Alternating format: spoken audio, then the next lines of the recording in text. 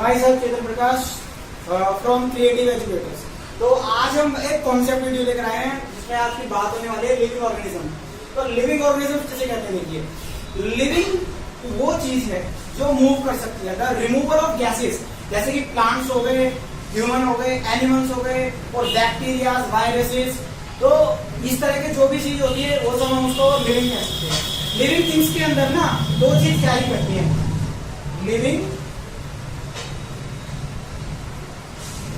Things के अंदर, दो, एक तो होती है यूनिसेलुलर,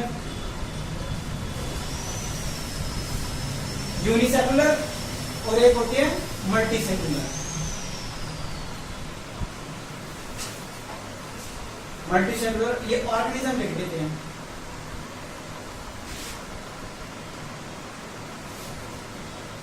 अब देखिए, यूनिसेलुलर ऑर्गेनिज्म किसे बोलते हैं?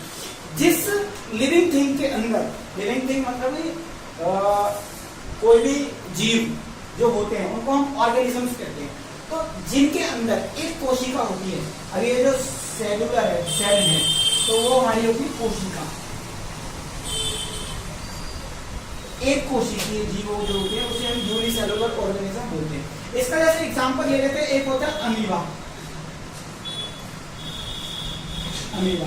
अमीबा की क्या होता है, कोई डेफिनेट स्ट्रक्चर नहीं होता है, वो आप लोगों ने पढ़ा ही होगा, काफी क्लासेस में अमीबा का एग्जांपल दिया था।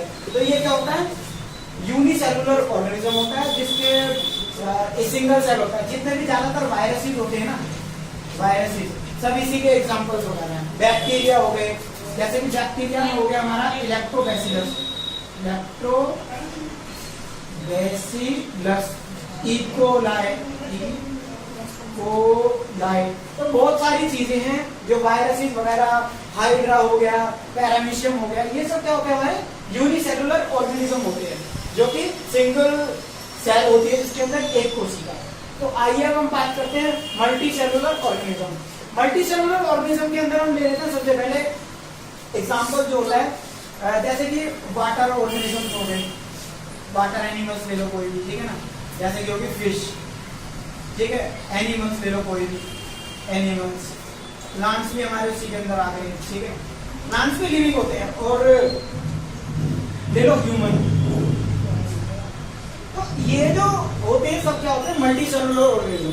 मल्टी सेलुलर ऑर्गेनिज्म का मतलब होता है बहुकोशिकीय जीव। ये देखिए, बहुकोशिकीय जीव, बहुकोशिकीय जीव। और ऑर्गेनिज्म मीन्स जीव, कोई भी जो जीव होता है उसको बोलते हैं।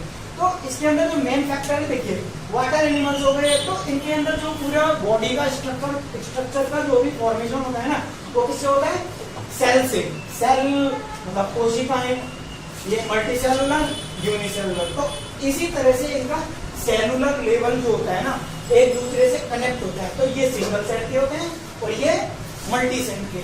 अब जैसे कि प्लांट्स पे बात होती है, प्लांट्स की जो सेल्स होती है ना, उनको हम क्या बोलते हैं, सेलुलोज बोलते हैं। और सेलुलोज जो होते हैं इनके अंदर क्लोरोप्लास्ट भी होता है, और आपको मैं एक बात बता दूं, जितने भी प्लांट्स हो, ये हो, सेल के अंदर भी इनके बहुत सारे पार्ट्स होते हैं, जैसे न्यूक्लियस हो गया, साइटोप्लाज्म हो गया, और बहुत सारी चीजें होती है। तो हमारा डीएनए हो गया, डीऑक्सीराइबोन्यूक्लिक एसिड, आरएनए हो गया, तो इनके सेलुलर लेवल्स होते हैं जो कि एक दूसरे से कनेक्ट है। तो उम्मीद है आपको ये वीडियो पसंद आई होगी। Thank you.